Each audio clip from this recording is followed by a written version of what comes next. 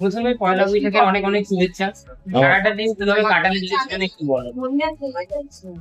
Shooting ছিল, কাজ ছিল, অনেক পুজো দিন কিছু মানে এই দিন কিছু আমার পার্সোনাল রিচুয়ালস থাকে, সেগুলো ছিল।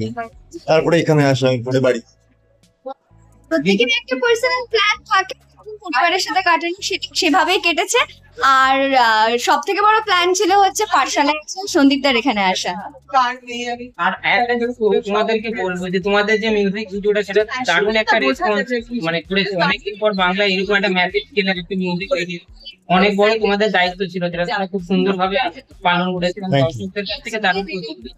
তো এটা নিয়ে কি বলবে দাদা? Thankful, grateful, gratitude towards audience, যে অডিয়েন্স এইভাবে ভালোবাসা দিয়েছে। আমরা চেষ্টা করেছি ঠিকঠাক করে কাজ করার, যেরকম ভাবে গান, লোকেশন, শুটিং হয়েছে সেটাকে প্রপার জাস্টিস দেওয়ার। আমরা চেষ্টা করেছিলাম ভালোভাবে কিছু একটা প্রেজেন্ট করার দর্শকদের কাছে, আর সেটা যে ভালো লেগেছে আমরা সত্যিই ভীষণ গ্রেটফুল। এভাবেই আরো ভালোবাসতে থাকুক। আরেকটা জিনিস বলবো রণজয়, যে তোমাকে এবং দিদি দুজনকেই, যে তোমরা যে ধারাবাহিক গুলোতে আলাদা আলাদা কাজ করছো ওই টিআরপি তালিকার মধ্যেই রয়েছে, মানে শীর্ষ সেরা 10-এর মধ্যে। তো একটা বাড়তি দায়িত্ব।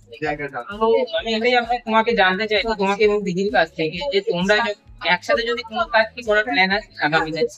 প্রডিউসাররা ডিসাইড করবে, আমি কে ডিসাইড করা, কিংবা ও কে ডিসাইড। আর আমার অত দায়িত্বও নেই। আমার কাজ হচ্ছে তো আমার যতটুকু কাজ অতটুকু কাজ করে বাড়ি যাওয়া, অত দায়িত্ব নিতে পারবো। তারপর টিআরপি কম হলেও আমার দায়িত্ব, বেশি হলেও তখন মানে বেশি হওয়ার ক্রেডিটও আমি নিই না, তাহলে টিআরপি কম হলেও তার কোনো অত দায়, কারণ সবচেয়ে আমার উপর নির্ভর করছে। আমি হয়তো খেলতে নামি হয়তো শুরুতে, বাকি আরো 10খানা প্লেয়ার রয়েছে, তারা ডিসাইড করবে। It's a big game. মানে এখানে আমাদের যে খুব একটা কিছু মারাত্মক আমাদের কাজটুকুর প্রতি জাস্টিস করতে পারছি কিনা, যাই স্ক্রিপ্ট আছে সেটা ভালো হোক খারাপ হোক যেটাই হোক, সেটার প্রতি প্রপার জাস্টিস করার দায়িত্ব শুধু আমার, এছাড়া আর কোনো দায়িত্ব আমার। তোমাকে ব্যক্তিগতভাবে আরেকটা জিনিস আমি বলবো, বহুবার তোমাকে ইন্ডাস্ট্রির মধ্যে অনেকেই ক্রিটিসিজম করেছে, তোমাকে পার্সোনাল অ্যাটাক করেছে, কিন্তু তুমি কখনোই কারোর এগেইনস্টে কোনোভাবেই অ্যাটাক বা সেটাকে কাউন্টার করাই। তো এই জিনিসটা মানে মেন্টালি তুমি কিভাবে এই জিনিসটা মানে একটা স্ট্রং কিভাবে থাকো, আর কাউকে কিছু খারাপ কথা কোনোদিনও তোমার কাছ থেকে এরকম স্টেটমেন্ট আসে? কারণ আমি মেন্টালি খুব স্ট্রং, তাই।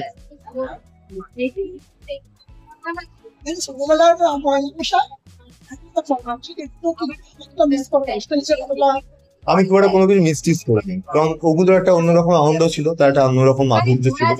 এখন যুগ চেঞ্জ হয়েছে, তো তার একটা নতুন স্বাদ রয়েছে, আমার কাজ চেঞ্জ হয়েছে, আমার কাজের পরীক্ষা। তো আমি তো চেয়েছিলাম এই কাজটা করতে, তার কিছু নিজস্ব দায়বদ্ধতা আছে, তার কিছু নিজস্ব পরিকাঠামো আছে যেগুলোকে ক্রস করা যায় না, এবং আমি সেখানে খুব খুশি। তা আমি কোনো মিসটিস ফিল করি। দিদি, তোমার ধারাবাহিক অমর সঙ্গীত শেষ হচ্ছে, এবং যতদিন পর্যন্ত অমর সঙ্গীত ধারাবাহিক মানে টেলিকাস্ট হয়েছে, দারুণ দর্শকদের মধ্যে জায়গা করে নিয়েছে এবং তোমার চরিত্রটা দারুণ করে নিয়েছি সেটা বল, কিন্তু হ্যাঁ প্রত্যেকটা কাজ করলে যেহেতু একটা অডিয়েন্স সেট হয়ে থাকে আমাদের, তো ভালোবাসা পেয়েছি। তোমার আগামী কাজ সম্পর্কে যদি একটু বলো, আভাস দাও। আগামী কাজ সম্পর্কে যদি একটু হালকা আভাস দাও। দেখো, কথাবার্তা তো চলতে থাকে, এক্সিকিউট না হওয়া পর্যন্ত আমি কিছু বলা পছন্দ করি না। ডেফিনেটলি নতুন কোনো কাজে ডেফিনেটলি ফিরবো। হ্যাঁ, আজকের মেন উদ্দেশ্য পাঠশালা, সেটা বাদ দিয়ে তো বাকি সব কথাই হলো। সন্দীপ দা বহু মানে অনেক পুরনো পরিচিত আর কি, মানে আমি যখন প্রথম কাজ শুরু করি তখন থেকে আমার সন্দীপ দার সাথে আলাপ। আর আজকে সন্দীপ দা নিজের জীবনে নতুন একটা অধ্যায় শুরু করেছে, অনেক শুভেচ্ছা রইলো, অনেক অনেক অনেক দূর এগিয়ে যাক, আর পাঠশালার পথ যেন অনেক সুন্দর হয়ে ওঠে। আজকের দিনে একটা বিশেষ দিনে এটা লঞ্চ হলো, অনেক বেস্ট উইশেস থাকলো আমার তরফ থেকে। এই জেনারেল আমি বাঙালি খাবার খেতে পছন্দ করি, তো মায়ের হাতে রান্না। পার্সোনালি এটাই বলবো যে স্যান্ডিদা বহু বছর চিনি, জানি।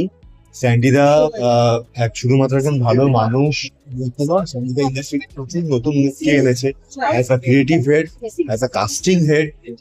আজকে এই মুহূর্তে ইন্ডাস্ট্রিতে অনেক তাবড় তাবড় নাম নতুন যারা আজকে একটা বড় নাম হয়েছে, তারা কিন্তু অনেকেই স্যান্ডিদার হাত ধরে এসেছে ইন্ডাস্ট্রি।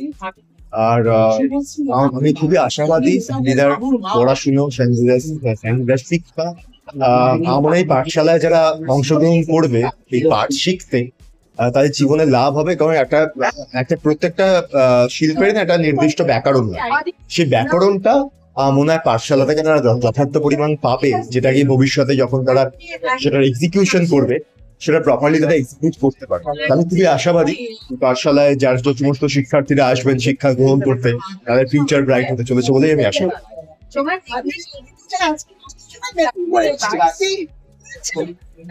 নিশ্চয়ই না।